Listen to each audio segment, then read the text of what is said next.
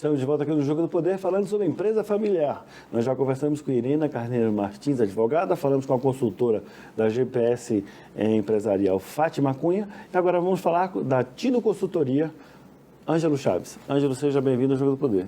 Obrigado, Dilan, obrigado pelo convite, um prazer estar com vocês aqui e poder contribuir de alguma forma com esse assunto aí que é tão relevante aí no mundo empresarial, né? Mas você ficou uma situação um pouco mais pesada depois da presença de Fátima Cunha aqui. A sua responsabilidade é grande, seguindo na mesma pegada. Eu acho que se complementam, né? Inclusive a advogada Irena também fez uma explanação muito interessante, nos ajudando muito nessa parte jurídica, que é uma questão também muito importante para quem realmente está empreendendo e tocando uma empresa, né? Ângelo, você tem uma vasta experiência também na área de consultoria e você tem exemplos de sucesso muito interessantes. Você acha que o empresário é capaz de separar empresa e família? Veja só, essa é uma questão que a gente encontra rotineiramente, é sempre vista dentro de uma empresa. Tem empresários que ele tem uma característica interessante, que apesar de ser familiar, ele já consegue fazer com que a empresa tenha o DNA próprio. Ou seja, a empresa não é a imagem dele, a empresa é ela por si, né? E o que é mais interessante no sucesso de uma empresa é você conseguir fazer isso acontecer. Ou seja, você ter uma posição muito mais estratégica dentro da empresa do que uma posição operacional. Então, a partir do momento que você está numa estratégia e deixa a empresa azeitada, digamos assim, para ela funcionar por si só, as coisas vão acontecer de uma forma muito melhor para ele em cima do resultado, né? Porque ele vai ter condições de estar planejando, de estar entendendo onde é que ele quer chegar. Enquanto isso, a máquina está rodando. Então, esse é um perfil interessante do empresário que já consegue fazer isso. Outros não. Outros têm aquele apego, como já foi dito aqui no quadro anterior, que é um filho, né? Então, a empresa dele é aquele filho e tem uma questão aí de centralizar, né? Normalmente, empresas começam pequenas, ele até tem aquele sucesso de ter dado subido degrau a degrau, mas em determinado momento, se ele não entender que ele precisa se profissionalizar, de conseguir dar essa descolada, né? Ter equipe bem preparada para ele poder estar delegando, deixando a rotina acontecer e aí sim ele partir para ser um empresário de visão e não operacional. Veja, isso é justamente um processo de profissionalização. Mas o empresário, sobretudo o empresário familiar, ele tem uma visão de profissionalização como se fosse o afastamento da família. Isso não necessariamente precisa acontecer. A profissionalização pode acontecer com pessoas da própria família. Claro, certamente.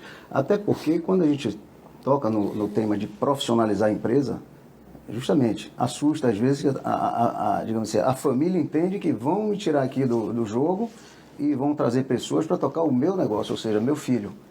E nessa hora é que tem que ter uma conscientização que não necessariamente significa isso.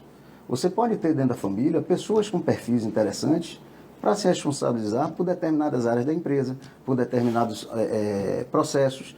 E isso até é interessante, porque no sentido de confiança, você está conduzindo a empresa com pessoas que você não, digamos assim, não tenha dúvida, né, dos valores e das intenções. Então, a profissionalização não necessariamente significa tirar aquela família que fundou aquela empresa que vem tocando da gestão, né? Agora, lógico, como foi falado até pela colega Fátima, são questões que você entra aí na análise de perfil, né? Não é só porque é da família, então joga o RH que ele toca. Não é assim, né? Então tem que se fazer uma avaliação, tem que se analisar, tem que sentir essa atmosfera dentro da empresa, porque uma das coisas que a gente tem assim com maior dificuldade, inclusive, é quando você encontra conflitos de interesses dentro da própria família, dentro da empresa. Isso é muito comum. Isso é muito comum e aí você tem que ter uma psicologia muito grande, né? Porque você tem que fazer esse papel do catalisador. Ou seja, existe em determinado nível esse conflito que acontece, mas ao mesmo tempo você não pode afetar a empresa. Então você, num trabalho de consultoria, onde você está sendo um parceiro ali dentro, e na verdade a gente tem um modelo de trabalho que é até proposital, ou seja, a gente, usando um jargão popular, a gente mete a mão na massa junto com a empresa, né? Nós temos uma equipe que tem uma experiência interessante e se complementa no sentido de gestão de empresas. Então, a gente tem a parte técnica que atua e traz para o processo da consultoria, mas também a gente tem esse lado da psicologia e quase que um trabalho de coaching em determinados momentos, para você poder fazer com que aquele dono da empresa, o executivo que é da família, juntamente com o seu par da família lá, entenda que o mais importante naquele momento é um consenso para a empresa dar resultado. E não ficar perdendo muito tempo num conflito de interesses que, no fundo, está afetando até o último funcionário da empresa. O grande questão que eu vejo nesses processos, é claro, eu vejo como advogado, às vezes de fora, é que o empresário que cria, vamos chamar de empreendedor, porque existe uma diferença entre empreendedor e empresário. Okay. Aquele empreendedor, ele criou aquela empresa como filho seu, é uma criação sua, e nós vivemos num momento de crise brasileira.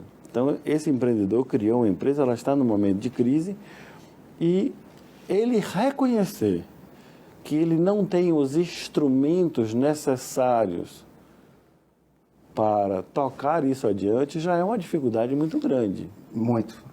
Isso é um dos grandes desafios que tem dentro da consultoria, inclusive, é esse convencimento.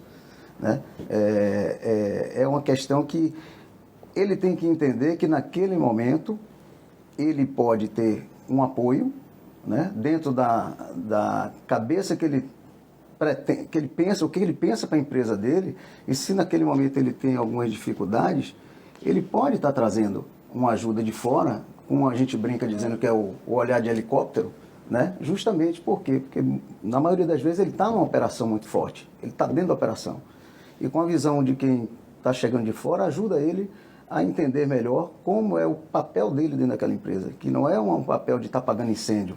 O papel dele é de pensar, é de entender o que está acontecendo em volta dele, quais são os movimentos do mercado, ele pensar na frente. Então, nesse aspecto, é que a gente tem aí um trabalho grande de fazer esse entendimento para o empreendedor. Né? Mas eu acho que o primeiro momento é a questão da perda do poder, que esse empresário acha que vocês vão mexer na empresa dele toda e vão mudar tudo e botar ela de cabeça para baixo. Esse é um primeiro preconceito. Mas um segundo preconceito diz, ainda vai custar caro e o resultado não vai ser bom. Sim. Como é que você enfrenta uma barreira dessa? É claro que você e Fátima encontram essas mesmas questões. Entendeu? Mas com a estrada, a gente consegue mostrar com fatos,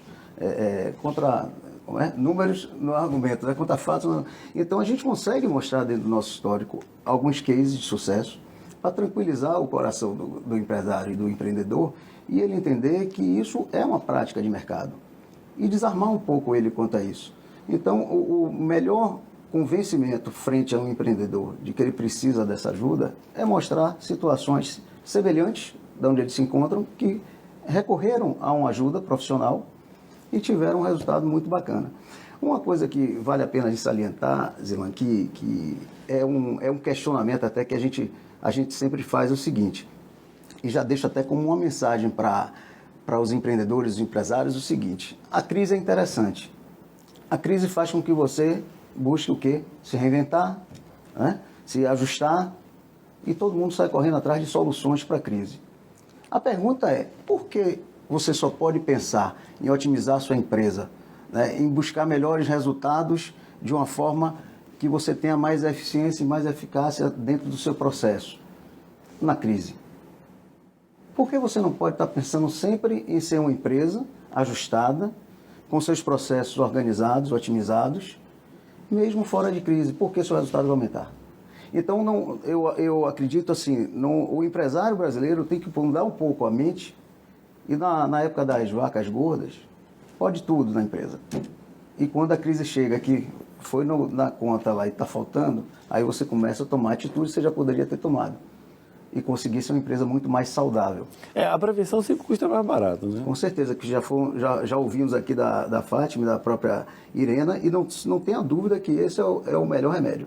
Mas você acha que o nosso empresário está preocupado com a prevenção ou ele só olha depois que a porta já foi arrombada? Creio que agora, a gente já está vivendo um momento que até outro dia eu ouvi uma fala interessante. A gente não está mais na crise. A crise tem um tempo dela acontecer e dela acabar. Nós estamos na realidade hoje. Hoje a gente está na realidade. Então todo mundo tem que se adaptar a essa realidade. e torcer para mais na frente ele tentar ir revertendo e trazer uma outra realidade. Mas não tem mais que ficar debaixo da... estou na crise, é crise, a gente não pode fazer nada, vamos esperar. Tanto que hoje o país ele já sinaliza uma movimentação de quê? De pessoas que você ouve falando aí no mercado e que, meu amigo, não vamos esperar mais nada não, vamos trabalhar, porque senão a gente não vai para lugar nenhum. Então, hoje, dentro desse contexto, o empresário ele vai ter que mudar a cabeça dele e vai ter que pensar nessa prevenção, porque a realidade do país a médio e longo prazo pode ser essa.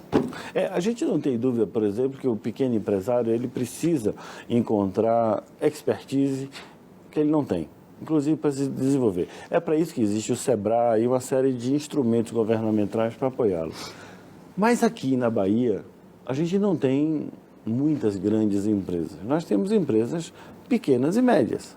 Correto. Esse empresário, ele tem um certo preconceito de contratar, pelo menos eu imagino que sim, esse profissional de consultoria, porque é muito caro na cabeça dele. É muito caro, Ângelo, ou o resultado compensa? O que define se é caro ou não é o olhar e a maturidade do empresário para enxergar a consultoria. Tá? O empresário que tem maturidade e entende qual a função da consultoria vai olhar isso como um investimento para ele, que ele vai entender qual o retorno que ele vai ter na frente. O empresário que não tem essa cabeça vai olhar como despesa. E tudo que é despesa no momento de crise é considerado caro.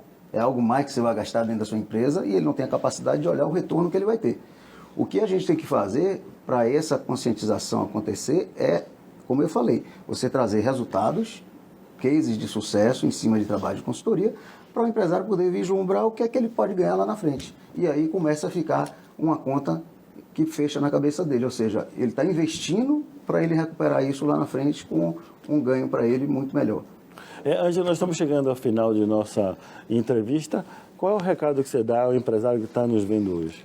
O recado, resumindo isso que a gente está falando, é exatamente isso. O empresário, o empreendedor, que se deixar prender pela operação da sua empresa, ele não vai muito adiante, não. Isso é uma questão que é fato. Ou você abre a mente e, para isso, prepara a sua empresa para a sua mente funcionar para frente, ou seja, em cima de planejamento, em cima de objetivos, de metas, ou você vai ficar parado no tempo e a concorrência termina te engolindo. Deixa eu traduzir o que você acabou de dizer. O empresário tem que botar os olhos para fora da empresa. Exatamente. E os profissionais têm que olhar para dentro. Exatamente. As empresas de consultoria conseguem ajudar ele a organizar a empresa e profissionalizar para esse ambiente. Esse é o nosso grande desafio. Ângelo, muito obrigado pela sua participação aqui no Jogo do Poder. Eu que agradeço. Voltaremos depois dos comerciais com o empresário. Vamos saber a opinião dele. Até já.